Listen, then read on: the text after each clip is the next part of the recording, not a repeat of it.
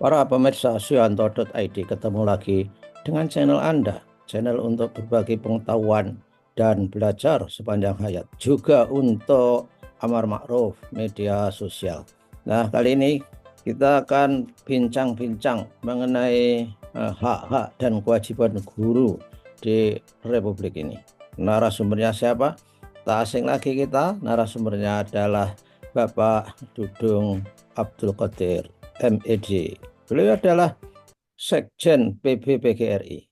Nah, oleh karena itu jangan lupa klik subscribe supaya para guru bisa mengikuti ide-ide gagasan dari Pak Dudung. Dan channel ini sengaja bersama Pak Dudung untuk menyambung lidah para guru terhadap pengambil keputusan. Jangan lupa juga kalau video ini sampai ke Anda, ini adalah karena editor channel kita, Mas Heri Teguh Yono, MPD. Assalamualaikum warahmatullahi wabarakatuh, Pak Dudung. Waalaikumsalam warahmatullahi wabarakatuh. Prof. Sehat, Prof. Ya, Alhamdulillah. Wah, serasa kita baru saja ketemu kemarin, tapi sebetulnya ya sudah di samping kemarin lama. Dan terima kasih Pak Dudung bisa hadir. Dan kali ini kita akan bincang-bincang mengenai hak guru, Pak Dudung. Ya, Apa saja itu, Pak Dudung? hmm, begini, Prof. Terima kasih, Prof, yang sudah memberi ruang untuk terus kita belajar, belajar bersama, belajar bagaimana meningkatkan kualitas dan kompetensi. Bahkan kemarin kami belajar bersama di IKUNY luar biasa, mudah-mudahan memberikan kontribusi positif untuk dunia pendidikan khususnya di IKUNY. Hmm, Prof, Pak Dudung. hari ini kita ingin membahas kumpas tuntas, walaupun mungkin hanya beberapa poin saja di episode ini terkait dengan hak-hak yang harus diterima oleh guru di dalam proses melaksanakan tugas baik pendidikan maupun pembelajaran. Menurut Undang-Undang Guru dan Dosen nomor 14 tahun 2005, bahwa ada hak-hak guru yang harus dipenuhi oleh pemerintah menurut pasal 14 ayat 1, Prof. Hmm, Ada 11 hak guru yang harus diterima. ya, Nanti kita masih, Prof, kita kritisi, kita bedah, mungkin mah hari ini baru bisa 2 atau baru bisa 3 hak guru. hmm, Nah, ini kita kawal oleh khususnya PGRI, mengawal bahwa guru harus betul-betul diperhatikan hak-haknya. ya, Supaya apa? Supaya di dalam melaksanakan tugas dan fungsinya, ia mendapatkan perlindungan, ia mendapatkan kebahagiaan, ia mendapatkan kenyamanan, ia mendapatkan ketenangan, Prof. ya, Tanpa ya. hak-haknya diberikan, saya yakin bagaimana mungkin ia akan menjadi seorang guru yang luar biasa, seperti yang tadi disampaikan. Jadi PGRI berkepentingan sangat-sangat untuk bagaimana terus mengawal terkait dengan apa yang harus diberikan kepada para guru. Tetapi PGRI pun nanti setelah berbicara terkait hak guru, kita pun akan terus mengingatkan atas kewajiban dari para guru, Ya, Prof. ya, ya. Jadi ada balance di sini Pak Dudung antara hak dan kewajiban. Karena itu kan kita sudah punya semboyan ya beberapa tahun lalu. Guru Ya, mulia karena karya. Sebagusnya itulah. Jadi luar biasa. Kalau haknya dipenuhi, saya yakin bahwa guru memang harus melakukan sesuatu karya yang sesuai dengan hak yang sudah diberikan kepada pemerintah. Ini sangat penting Pak Dudung untuk mengingatkan pengambil kebijakan. Lebih-lebih ini nanti siapa tahu menterinya yang pendatang baru di dunia pendidikan itu perlu kita bisikin bekal-bekal tentang bagaimana menghandle, memanage guru kita ke depan. Bukankah begitu, Pak Dudung? betul, Prof. Jadi selama ini mungkin pemerintah sudah berupaya untuk bagaimana memberikan pada para guru terkait hak-haknya, tetapi ada hal-hal yang harus kita uh, kritisi dan kita evaluasi terkait dengan bagaimana peran pemerintah di dalam memenuhi hak guru. Hmm. Menurut uh, Undang-Undang Guru dan Dosen pasal 14 ayat 1, pertama yang harus mendapat perhatian penuh dari pemerintah terkait hak guru adalah terkait dengan bagaimana pemerintah memberikan penghasilan yang layak untuk para guru. Ya. Jelasnya begini, memperoleh penghasilan di atas kebutuhan hidup minimum dan jaminan kesejahteraan sosial, Prof. Ya. Nah, jadi begini, Prof. Pada poin pertama dari hak guru yang harus diterima, pemerintah wajib dan harus menyiapkan penghasilan di atas minimum kebutuhan minimum di daerahnya masing-masing.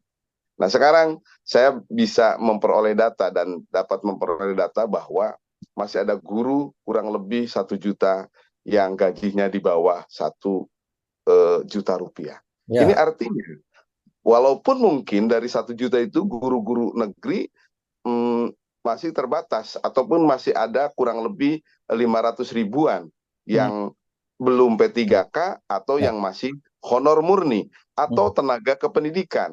Nah, Hmm. ini memberikan satu warning kepada kita semuanya. Jika masih ada guru yang gajinya jauh dari harapan, jangankan untuk memenuhi kebutuhan hidupnya, untuk bisa hidup secara layak pun sangat tidak bisa. Hmm. Ini menjadi keprihatinan kita semuanya. Mudah-mudahan presiden yang baru nanti dilantik dapat kembali memperhatikan nasib guru yang masih jauh dari harapan. Itu yang pertama. Yang kedua, kita pun menjaga guru-guru yang masih statusnya P3K. Karena P3K keajegan sistem tata kelolanya belum kuat, sehingga kami ingin menguatkan kepada teman-teman P3K supaya haknya dapat diterima dengan baik. Dan ternyata Ya. antara ASN PNS dengan ASN P3K ada sedikit perbedaan terkait dengan penerimaan hak Ya. kalau kita kaji berdasarkan Undang-Undang Guru dan Dosen. Sebetulnya kita tidak boleh membeda-bedakan ketika tugas dan fungsinya sama.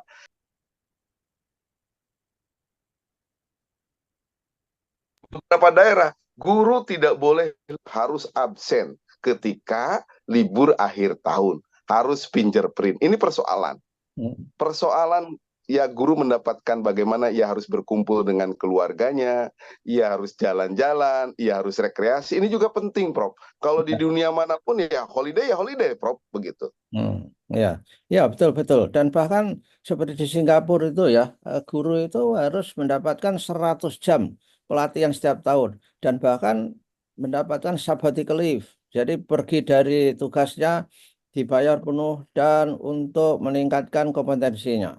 Bisa saja dia ke industri, ke lembaga politik supaya wawasannya lebih luas. Nah, Pak Dudung, sebetulnya kan undang-undang guru dan dosen itu tahun 2005. Padahal itu mandatnya itu segala hal itu harus terselesaikan yang belum terselesaikan 10 tahun sesudah undang-undang itu diundangkan. Nah, sekarang kan sudah molor-molor ya, seperti misalkan guru honorer itu nggak diselesaikan dalam waktu 10 tahun setelah undang-undang itu diundangkan. Ini memang harus kita dengung-dengungkan terus Pak Dudung, Ya, terutama status-status yang honorer itu. Gimana ini?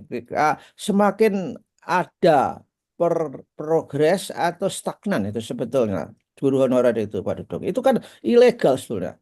Masa pendidikan kita itu diajar oleh guru yang ilegal. Seperti TKI ilegal segala macam itu kan nggak boleh. Gitu. Gimana Pak Dudung? ya. Jadi ini persoalan seperti apa ya? Persoalan yang sangat rumit. Pertama, pemerintah tetap tidak membuka moratorium atau moratorium terus hampir 10 sampai 12 tahun. Kami Hmm. menghitung rata-rata per tahun guru yang pensiun atau meninggal atau mutasi dan seterusnya itu kurang lebih per tahun 100.000 kali 12 tahun berarti sudah ada guru honor kurang lebih 1,2 juta lebih, kan prediksi kami kan begitu. Ternyata setelah didata bahkan lebih 1,6 juta guru honor di Republik yang kita cintai ini. Itu belum menghitung guru-guru di swasta dan seterusnya. Nah, progresnya ada, Prof. Progresnya ada, Alhamdulillah mulai tahun 2021 mengangkat kurang lebih ratusan ribu. Kemudian 2022 mulai menjanjikan bahwa pemerintah akan mengangkat 1 juta guru untuk P3K, tetapi yang diangkat baru 778.000. Nanti janjinya akan dituntaskan di 2024, 1 juta guru itu lengkap diangkat 222.000 sekian. Nah, ini yang akan diangkat di 2024, tetapi sampai saat ini belum ada tindak lanjutnya. Dan progres berikutnya terkait PPG. Tidak hanya guru P3K, tetapi tadi betul kata Prof bahwa setelah Undang-Undang Guru dan Dosen ditandatangani, disahkan, bahwa 10 tahun kemudian guru yang sudah mengajar harus tuntas disertifikasi. Karena menurut pesan Undang-Undang Guru dan Dosen, guru yang mengajar harus bersertifikat pendidik. Nah, data terakhir di 2023, Prof, masih ada kurang lebih 1,5 juta guru yang belum disertifikasi. Ini persoalan.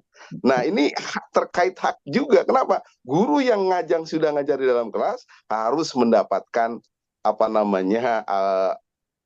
kesejahteraan yang cukup. Nah, kalau ditambah dengan sertifikasi kan lumayan, Prof. Mereka akan mendapatkan 1 kali gaji pokok dari pemerintah terkait dengan para guru yang sudah mengajar. Jadi, kalau satu-satu kita bedah, ini insya Allah pemerintah akan terus berupaya mensejahterakan para guru di negeri yang kita cintai ini. Sebab siapa saja yang belajar memuliakan para guru, hidupnya akan sehat, sukses, berkah selalu. Seperti pantun yang sering Pak Dudung sampaikan, makan soto babat di Kota Baru, rasanya enak seperti dahulu. Siapa saja para pejabat yang memuliakan guru, hidupnya sehat, sukses, berkah selalu. Begitu, Prof. Amin, amin. Ya. Karena pemenuhan terhadap sertifikasi guru itu penting, Pak Dudung ya. Karena kalau tidak sama-sama mengajarnya di satu sekolah itu timbul disparitas pendapatan dan ketidakadilan. Yang satu menerima tunjangan, yang satu tidak. Itu kan saya kira tugasnya sama, Prof ya. tugasnya sama, itu menimbulkan suasana kerja yang tidak baik, yang lingkungan kerja working environment itu sangat-sangat penting untuk meningkatkan produktivitas kinerja dari para guru kita itu. Nah, baiklah Pak Dudung, saya kira kita sudah memberi banyak hal. Kita ketemu lagi minggu depan untuk berbicara tentang hak guru yang harus dipenuhi. Satu, Prof. Ya, oke. Dan tentu saja jangan lupa para guru, Bapak Ibu guru di seluruh Indonesia, yuk kita ikuti channel ini supaya Anda semua terinformasi mengenai hak dan kewajiban guru dalam konteks profesionalisme. Terima kasih Pak Dudung. Wassalamualaikum warahmatullahi wabarakatuh. Waalaikumsalam warahmatullahi wabarakatuh. Terima kasih, Prof. Terima kasih.